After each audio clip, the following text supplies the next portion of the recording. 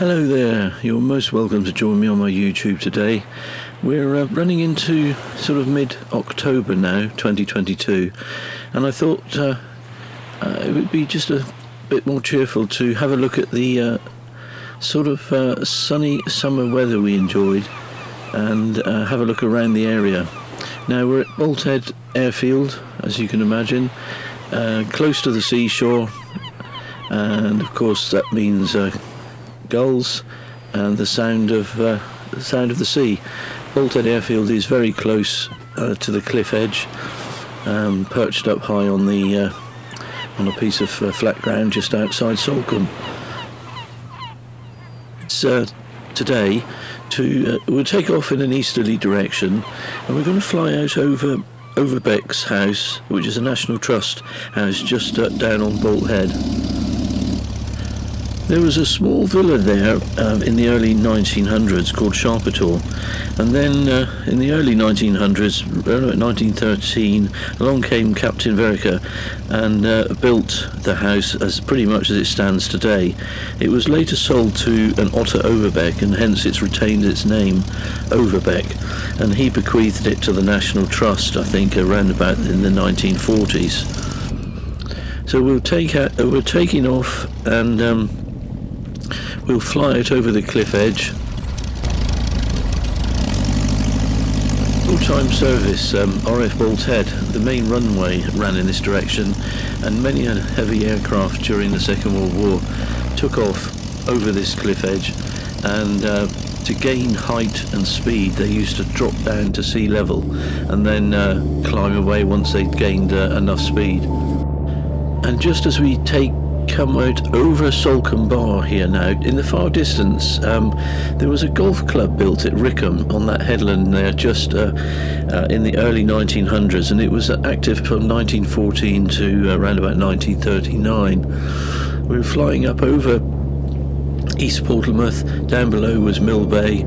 Salcombe Harbour was extremely busy during the Second World War, and before that was a very active and busy place for building sailing schooners.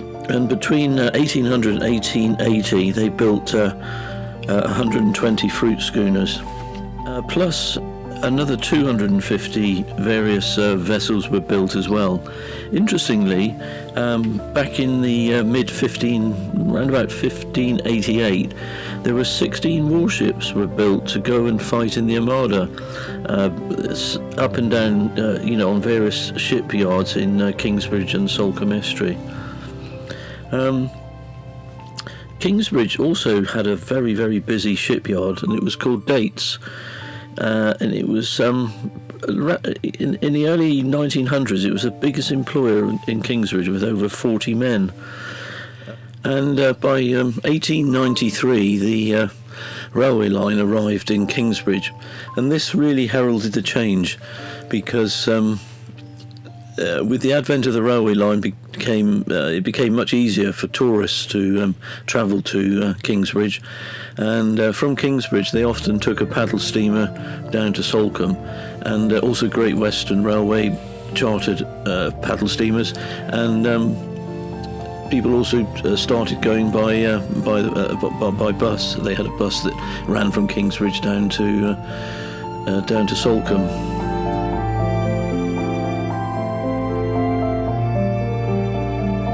Head away from Kingsbridge towards Aveton Gifford, and that's where the River Avon becomes tidal. So the River Avon starts its journey up on Dartmoor, and then wends its way down and meets the at Aveton Gifford Bridge by the village. The river becomes tidal. So the River Avon, the tide comes up from Bantham up as far as the Aveton Gifford Bridge. Now, as we approach Bantham, which was quite popular again for tourists, but also it was quite a hub, a little fishing hub, and as most people will also be aware, now in the 20th or 21st century, it's become a very popular surfing beach, and it's probably the only beach on the south coast that gives a decent wave.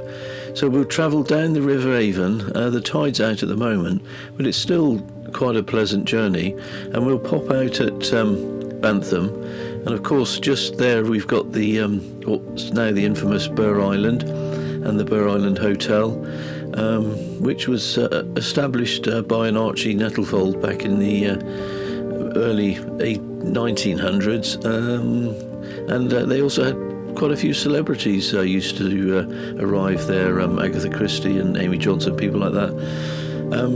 We've also got Bigbury-on-Sea here, and then just off to the right there is Charleroi. Again, that's become a very, very popular tourist village and has grown enormously. We'll just shoot along the coast here and have a quick look at Mothecobe, which is the next bay around here on the right-hand side. And Mothecobe is the outlet for the River Erme, and that runs all the way up to Fleet House, which is the home of the Mildmay family. It's a beautiful blue sea and a blue sky.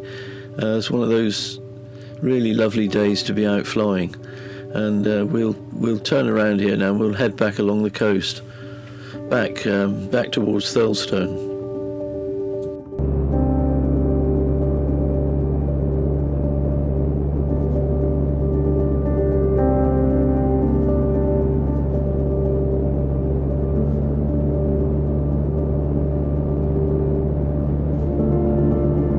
We're just gliding past the entrance to where the River Erme comes out to the beach at Mothecobe and Wannell, and we'll go back along the coast now. We're heading back in an easterly direction towards Burgh Island, and from Burgh Island we'll go on to Thurlestone.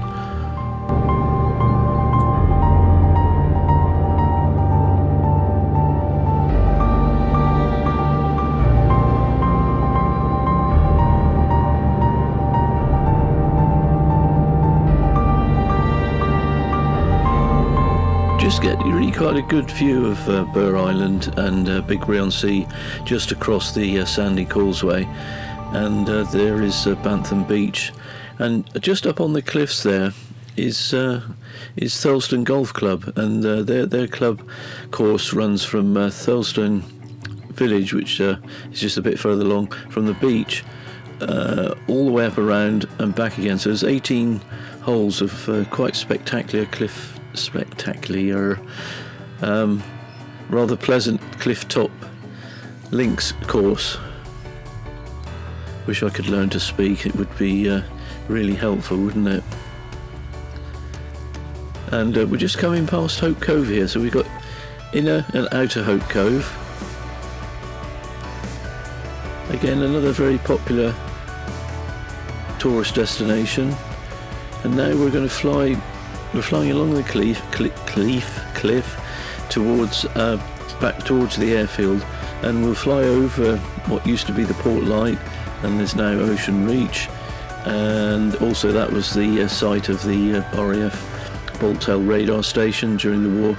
And we're going to make an approach on the easterly runway into Bolthead here. There's quite a large sort of valley that dips here, and it can create quite a bit of turbulence sometimes coming into land, and it's quite can be quite challenging. But having said that, it must have been absolutely incredible during the Second World War, and how brave those pilots were landing here.